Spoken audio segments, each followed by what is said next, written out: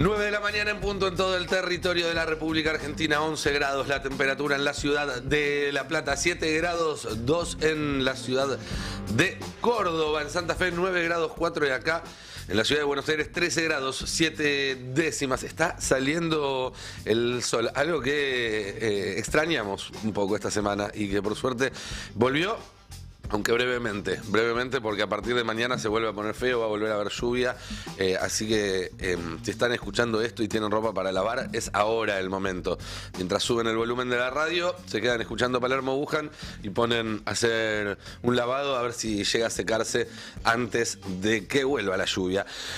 Vamos a hablar un poco de actualidad en esta semana que pasó, la semana con muchas novedades y también la semana en la cual se volvió a celebrar en la Argentina, como en buena parte del mundo, el Día del Trabajador. Porque quiero hablar de trabajo. La primera etapa del plan económico de Javier Milei era pulverizar el valor de los salarios, es decir, el valor del trabajo. Y vaya, si lo hizo, los números los repasamos permanentemente acá con Flor Gutiérrez, en el resto de la programación del Destape. Hace un rato hablábamos, el salario mínimo vital y móvil fue aumentado por decreto esta semana en un 50% para un periodo en el que los precios se movieron en promedio por arriba del 100% y en aquellos productos que hacen a la primera necesidad todavía más, el trabajo, el índice de trabajo del salario del trabajo registrado está en su nivel más bajo desde el año 2003. Y una vez que alcanzó este objetivo de pulverizar los salarios, ahora tiene por delante el plan económico del gobierno una segunda etapa, que es destruir el empleo, básicamente para que no vuelvan a subir los salarios, para generar ese famoso ejército de mano de obra desocupada que hace que cualquier tipo de negociación para aumentar los salarios se vuelva más remota. ¿Por qué? Porque en principio los sindicatos tienen que empezar a discutir para preservar fuentes de trabajo y eso les quita fuerzas y les quita ocasiones para discutir los salarios. Pero por otro lado, porque por cada persona que va a pedir un aumento de sueldo, va a haber 2, 3, 5, 10 haciendo fila en la puerta con el currículum en la mano para agarrar el mismo laburo por menos guita. Eso es lo que sucede cuando hay un fenómeno de desempleo marcado y todo indica que eso es lo que está sucediendo en la Argentina. Los datos de empleo son datos que vienen siempre rezagados varios meses. La última información oficial que tenemos es todavía del año pasado y responde a los últimos meses del gobierno de Alberto Fernández, donde el desempleo estaba en uno de los puntos más bajos de la historia. Era un empleo de baja calidad, por supuesto, por algo se perdieron las elecciones y acá lo hemos dicho durante todo el gobierno del Frente de Todos, ¿sí? Que los salarios no eran suficientes, que el empleo que se creaba quizás no era con las mejores condiciones, pero lo cierto es que hubo durante el último gobierno más de 30 meses consecutivos de creación de empleo privado. Esto es un dato que contrasta con esta idea, este lugar común que desde 2011 no se genera trabajo en el sector privado en la Argentina, que recuperó todos los puestos rápidamente que se habían perdido durante la pandemia y que incluso logró correr un poco más esa vara. De nuevo, no estoy hablando de cuál es la calidad de ese trabajo ni de la retribución, pero lo cierto es que la falta de empleo no era un problema en la Argentina hasta diciembre del año pasado y sí lo empezó a hacer en ese momento y lo está siendo cada vez más ahora. Entre diciembre y enero solamente, que es el último dato del CIPA, por ejemplo, se perdieron 40.000 puestos de trabajo formales. Si eso lo proyectamos a la economía informal, tenemos que pensar en prácticamente el doble. En la construcción, por ejemplo, ya se habla de más de 100.000 puestos de trabajo perdidos desde diciembre. Esto es un dato de la UOCRA. Las pymes industriales tienen 20.000 puestos de trabajo menos en el primer trimestre de este año.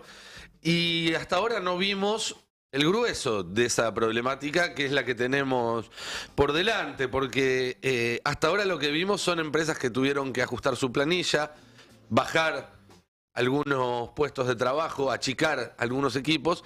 Lo que tenemos por delante es la destrucción de pymes, el cierre de empresas, el cierre de industrias, el cierre de comercios, las persianas bajas, que hacen que estos números pronto se puedan multiplicar. La IPA, que es uno de los órganos que nuclean industriales pymes argentinos, estiman que esos 20.000 puestos de trabajo que se perdieron en los primeros 3 meses, para fin de año podrían llegar a 150.000. Esto es un ritmo mucho más alto de destrucción del empleo. Y acá creo que es importante detenerse en un detalle, que es que esto no es algo que está saliendo mal del plan del gobierno, no es un error, no es un efecto colateral no buscado, no es una falla en los cálculos, sino que es exactamente el plan. El plan económico del gobierno necesita un ancla. ¿Cuál es el ancla del plan económico de este gobierno? Bueno, sos vos. Sos vos, somos nosotros los que trabajamos acá en Palermo Wuhan, son todas aquellas personas que requieren de un salario para vivir, es decir, aquellos que no son dueños, accionistas de empresas, banqueros, etcétera, etcétera, etcétera. Digo que no es un error, sino que es parte del plan porque es algo que dicen ellos. Esta semana salió a hablar una figura muy importante del entorno de Javier Milei, forma parte de su grupo de asesores económicos, pero fue también uno de los encargados de la fiscalización durante la campaña. Es un empresario que tiene perfil bastante bajo, se llama Eduardo Bastita Harriet, es dueño de Plaza Logística, una empresa justamente de logística. Insisto, alguien que representa claramente el pensamiento económico de Javier Milei y que esta semana en una entrevista que dio en un programa de radio colega con Ramón Indart, con el colega Ramón Indart, dejó una frase que para mí tendría que haber tenido bastante más rebote, que es que la única manera de estabilizar la economía argentina es con años de recesión. Años de recesión. Y para tener años de recesión, insisto, el ancla es que los sueldos estén bajos y que el desempleo sea alto para poder sostener a esos salarios en el nivel bajo. Porque lo comentaba Flor hace un rato, si acá se reactivara la actividad económica rápidamente, volvería a subir la inflación. Porque justamente no hay ningún otro ancla que la baje. Ese famoso ancla fiscal de la que le gusta hablar del gobierno es mentira. Es ese superávit falso obtenido a partir de no pagar las cuentas, de no pagar a las empresas de energía, de postergar algunos pagos de importaciones. Es decir, los que conocen el tema, los que conocen el paño, saben que cuando Milei sale a celebrar el superávit, está celebrando algo que en realidad no existe. ¿Y cómo van a hacer para hacer crecer el desempleo? Bueno, o mejor dicho, ¿cómo van a hacer para presentarte esa suba del desempleo ante la sociedad? Ya lo están haciendo y están haciendo lo mismo que hicieron con la inflación justamente. ¿Se acuerdan que Milei empezó su gobierno diciendo que estábamos en un 15.000% de inflación? De forma tal de poder celebrar ahora cuando le sale 11 o 10 o 9 puntos de inflación y decir que está bajando. Bueno, el otro día Milei retuiteó a uno de estos economistas que en Twitter les gusta llevar y traer los mensajes del presidente, Ramiro Castañeira se llama, es habitué de algunos canales de televisión, donde decía el tuit, la tasa del desempleo oficial es del 6%, pero la tasa de desempleo real es del 18%. ¿Qué es este desempleo real según Castañeira? Es el desempleo neto descontado el clientelismo político, es decir, corren todo el empleo público, corren todos los empleos en cooperativas y demás para mentirte y decirte que el desempleo hoy es del 18. Entonces, cuando dentro de 3 meses o 6 o 9 salga un dato de empleo que diga que pasamos a un desempleo de 2 cifras, de 15%, de 18%, te van a decir, bueno, pero nosotros no lo hicimos crecer, solamente lo sinceramos. Lo mismo que pasó con la inflación, te lo están tratando de vender ahora sobre el desempleo, y el que se va a quedar sin laburo va a tener, además de eso, de que bancarse en la tele, a ver economistas, ver funcionarios, ver voceros, diciendo que en realidad el laburo que tenía era mentira, era ficción, era parte de una quimera política y que no era real. ¿Se acuerdan que en un momento hubo un dirigente macrista que dijo, se pensaron que se podían ir de vacaciones, que podían tener un celular? Bueno, se pensaron que tenían un trabajo, pero en realidad, según esta lectura, no lo tenían.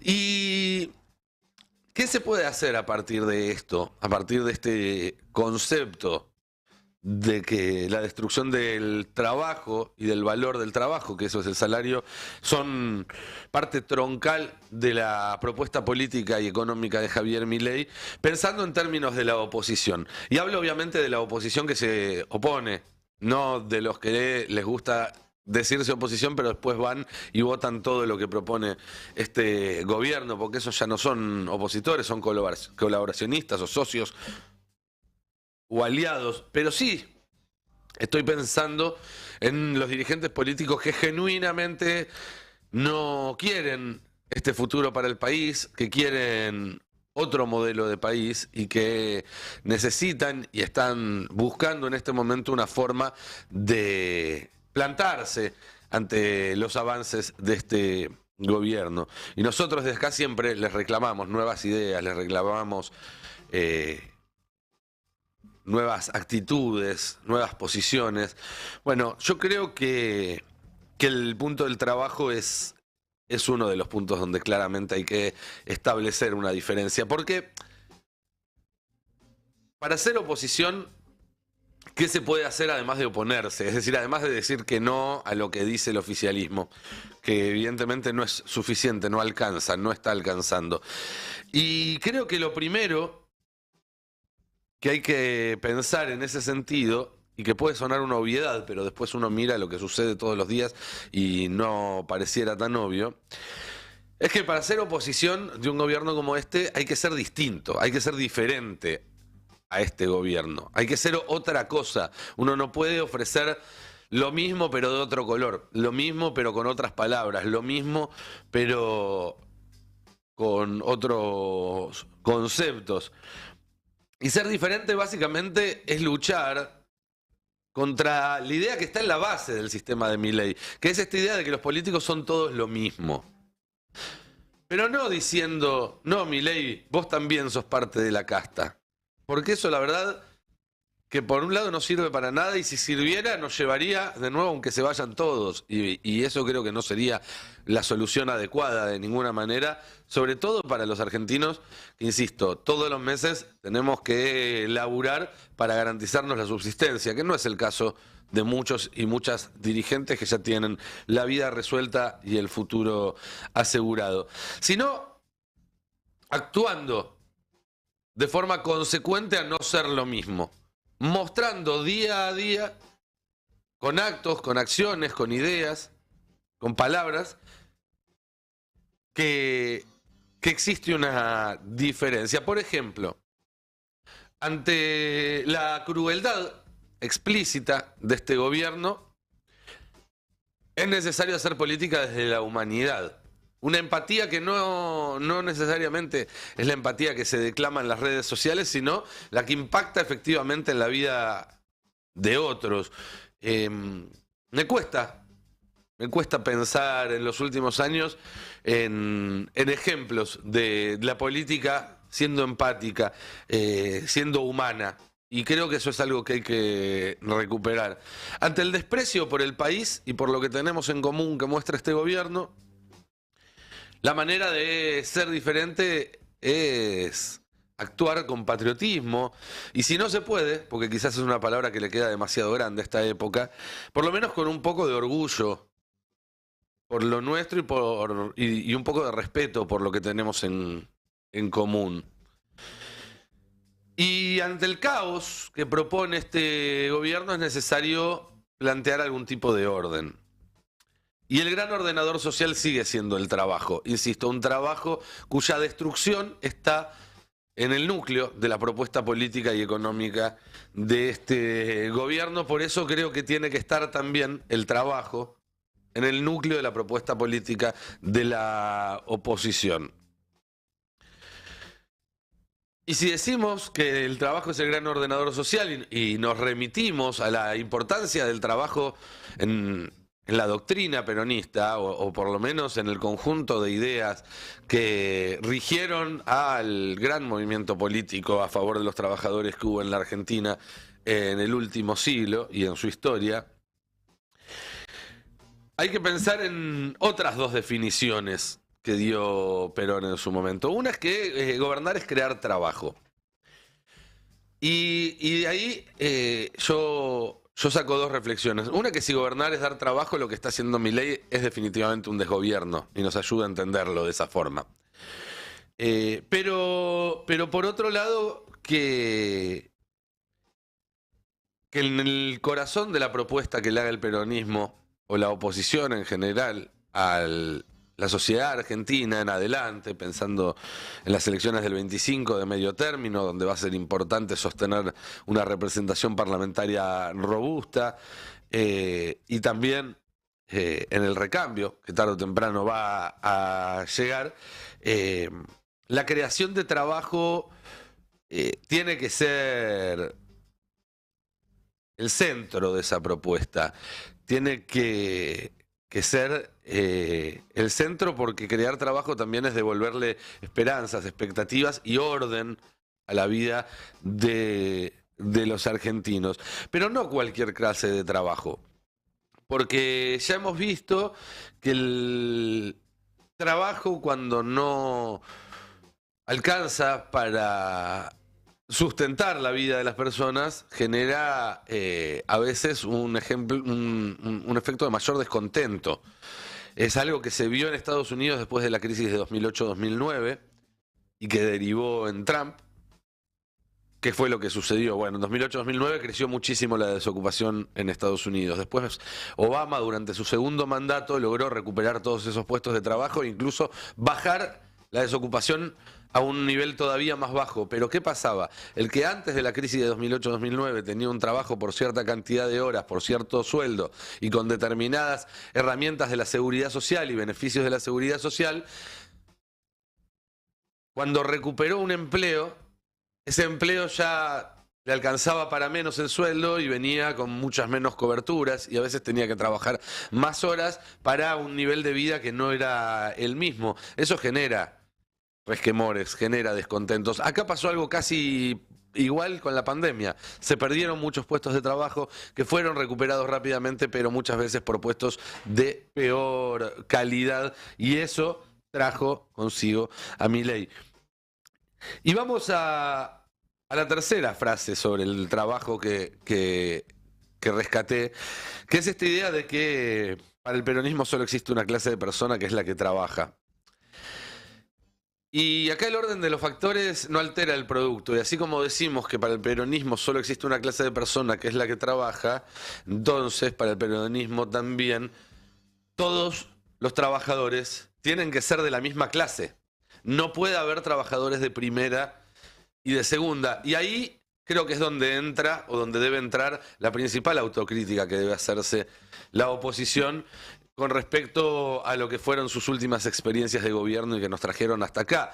La idea que algunos hasta tomaron el año pasado en la campaña casi como una bandera, como una reivindicación, de que existe un sector de la economía que ya está condenado para siempre a la informalidad, la economía popular, y que ni siquiera hay que pensar a esta altura del partido cómo hacer para que esas personas recuperen derechos laborales y que los pongan en igualdad con el resto de los trabajadores.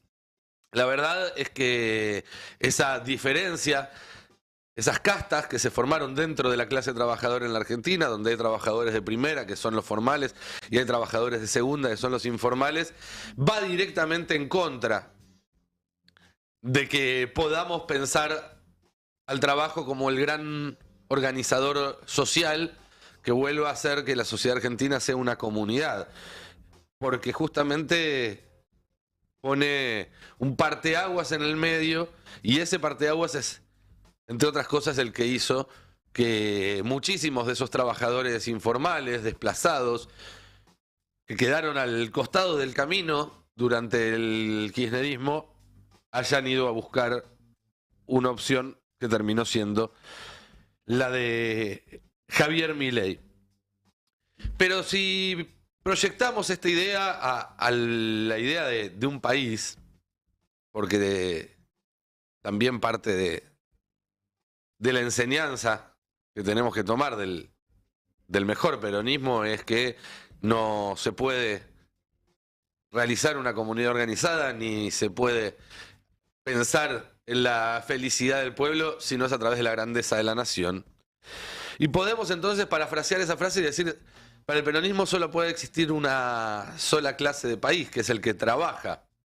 Porque claramente lo que hoy en día define la diferencia entre un país desarrollado, exitoso, que logra incluir a toda su población, y un país que sigue por un camino diferente, es la capacidad de convertir en trabajo aquellos potenciales económicos y productivos que tiene.